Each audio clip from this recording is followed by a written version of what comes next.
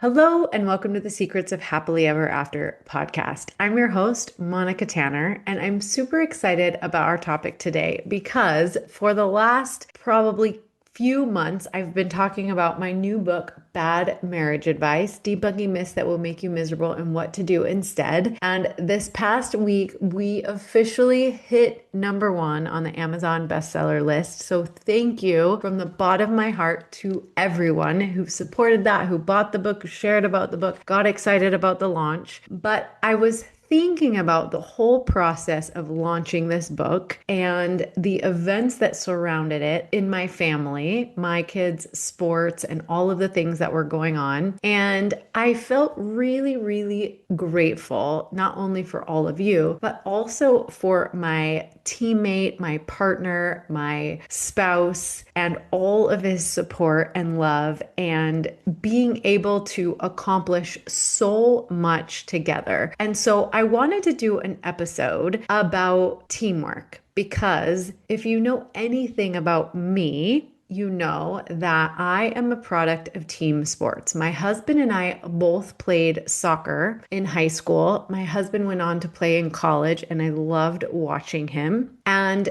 we have 4 children, and they all play team sports. My 2 oldest played tennis, but they played doubles, so they played as a team. And then I have a volleyball player and a football player right now who are in season. And so my husband and I spend a ton of time watching or coaching. My husband coaches the high school soccer team. And I believe with all of my heart that so much of what I've learned about marriage and relationships and life in general has come from not only my own experience in sports, but I also learned so much from watching my kids and their friends play these team sports. I get to cheer as my kids grow through teamwork, discipline, grit. And so even though I'm a little bit old to be playing the sports that I love, I learned so much even just by watching from the sidelines. Because here's the thing, marriage is the ultimate team sport. But here's where a lot of couples get stuck. They forget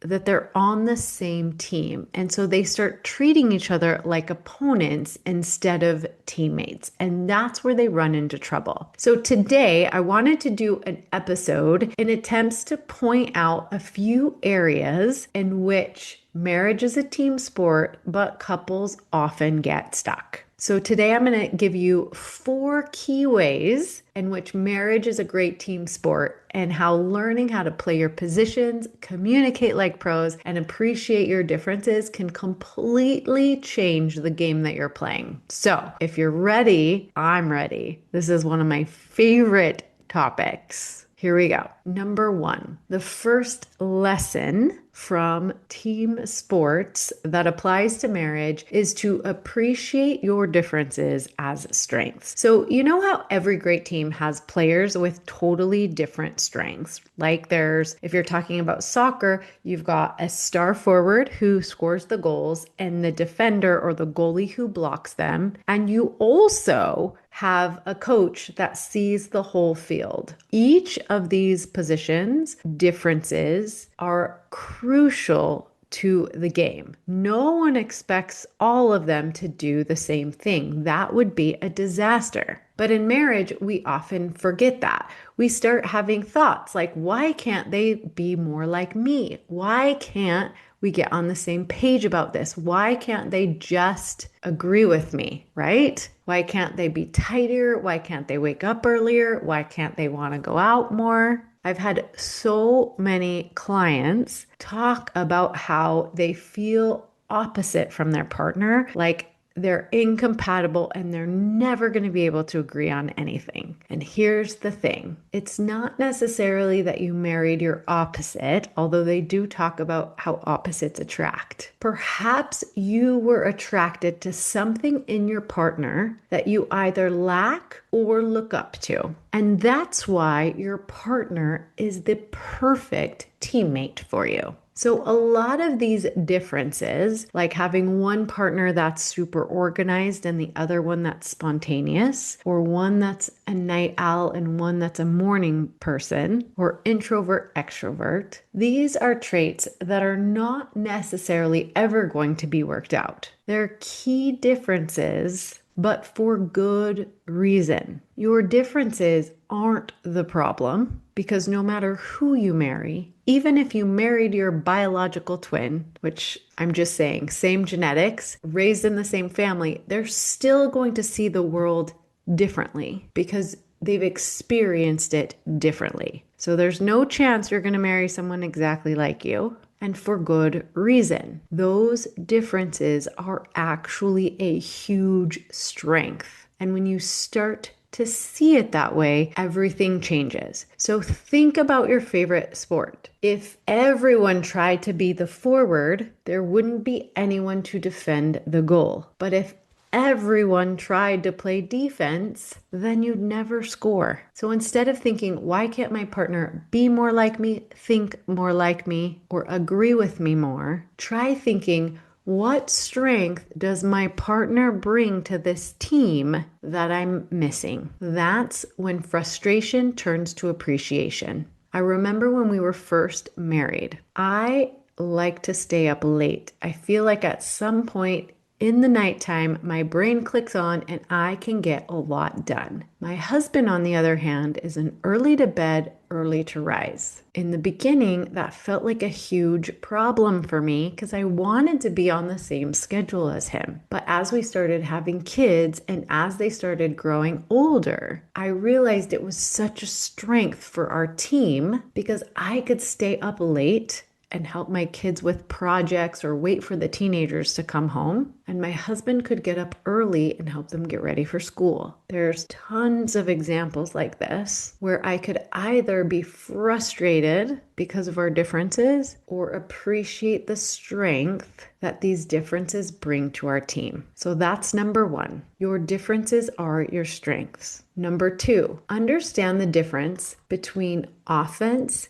and defense. So taking this idea of different roles a step further, in sports, offense is about pushing forward, taking risks, making plays, scoring points, whereas defense is more about protecting the goal, watching for threats, anticipating, and stabilizing the game. A winning team needs a great offense and a great defense, no matter what sport you're talking about. So maybe one of you is more of the offensive player and one of you is more of the defensive player. Now, this can change according to what you're talking about. For example, in my marriage, when it comes to finances, I'm definitely offense. I'm the one who wants to buy the thing, go on the trip, have the adventure. My husband, on the other hand, is defense. He thinks about budgeting, retirement, and saving for emergencies. Now, I used to take this so personally. I used to get so frustrated because I thought he was trying to snuff all of the fun out of everything. But when I really started to think about it, how grateful I am that it takes both positions, both roles to create the life that we really want. Without the offense, we'd never do anything fun. Without the defense, we wouldn't be able to save for retirement or make our dreams a reality. So both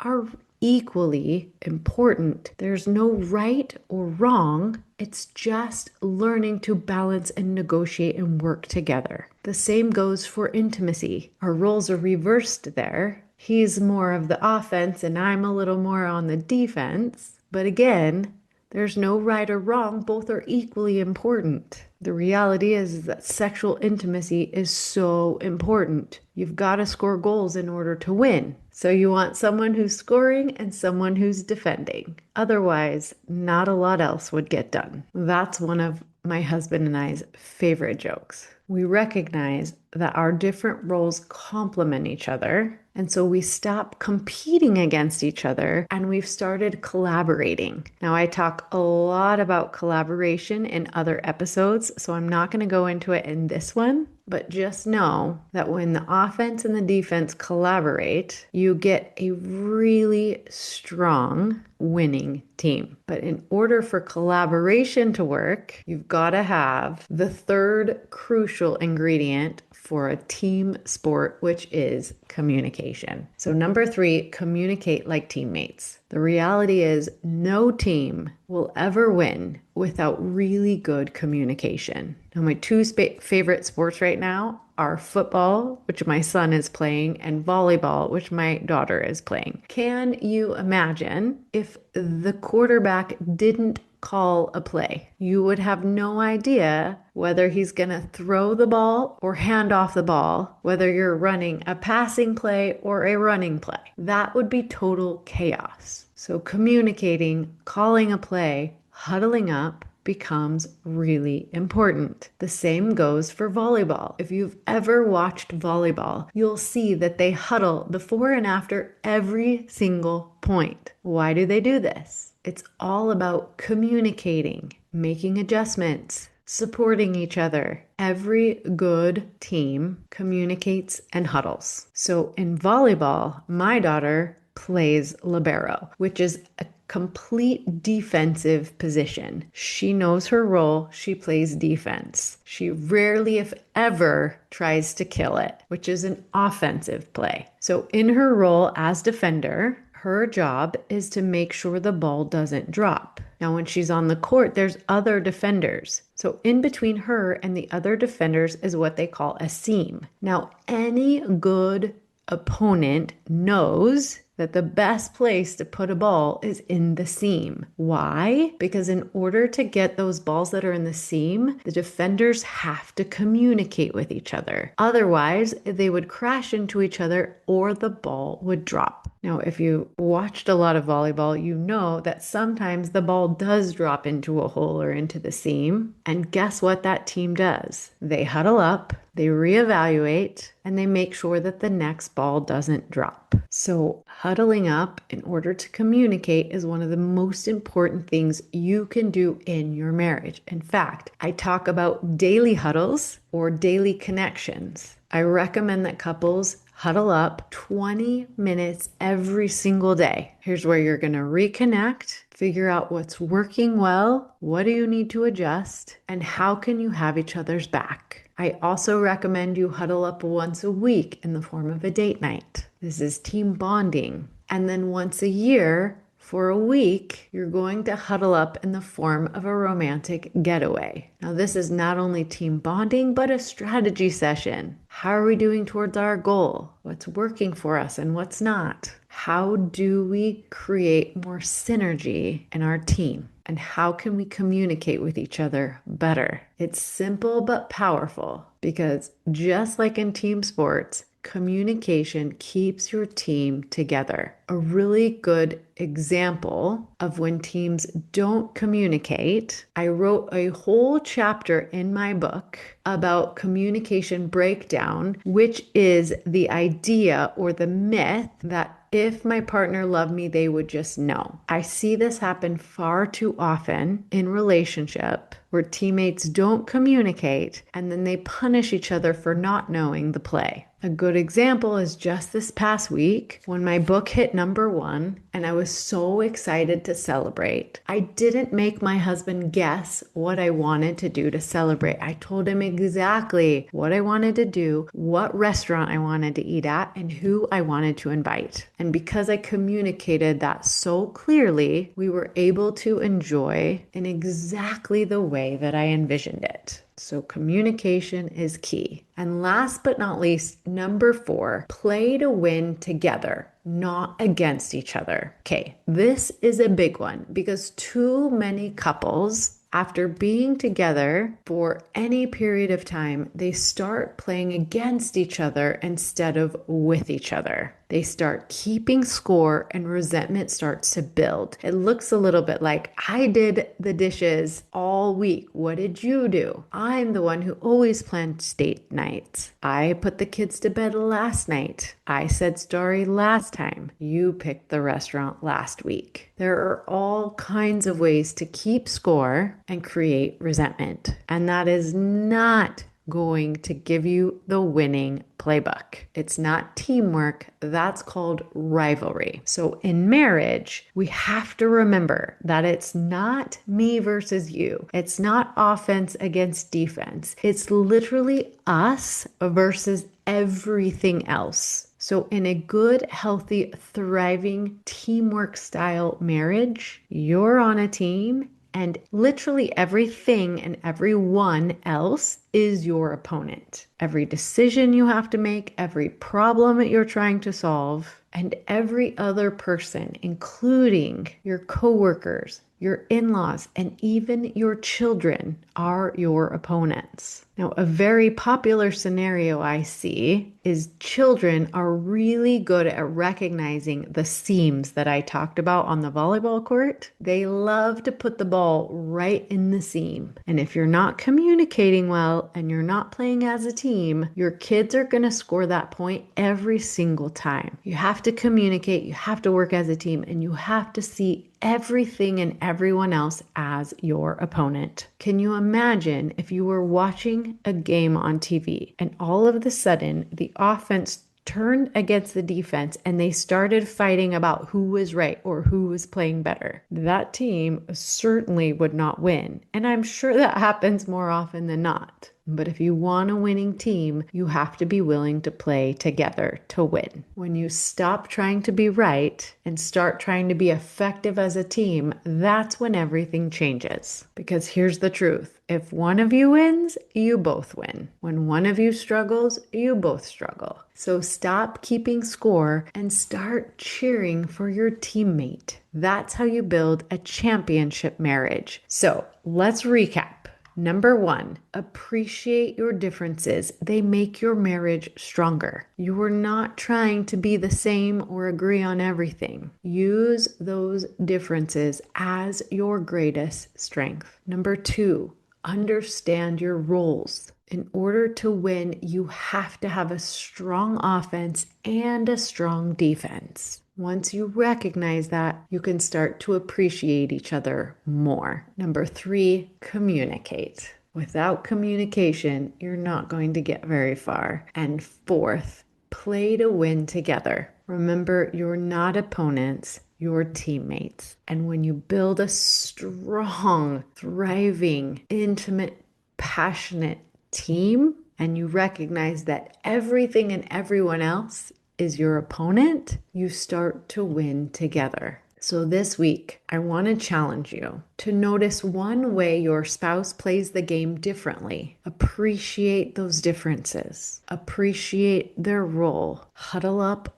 often and thank them for how they help your team. Because when you both show up for the same goal, that's when your marriage starts to feel like happily ever after. Not because it's perfect and not because you're not playing difficult opponents, but because you're playing on the same team. Thank you so much for listening today. Thank you so much for all of your support around the launch of Bad Marriage Advice. If you haven't gotten your copy yet, go get your copy. It's the perfect thing to have on hand for newlyweds, anniversaries, or just because for your favorite couple. And if you've gotten your copy and had a chance to look through it, do me a huge solid and go back to Amazon and leave a review. That's how other people are going to find this book. And we're going to create a movement that's going to snuff out those outdated cliches and give people the real tools they need to succeed at marriage. And make sure you join me same time, same place next week. And until then, happy marriaging.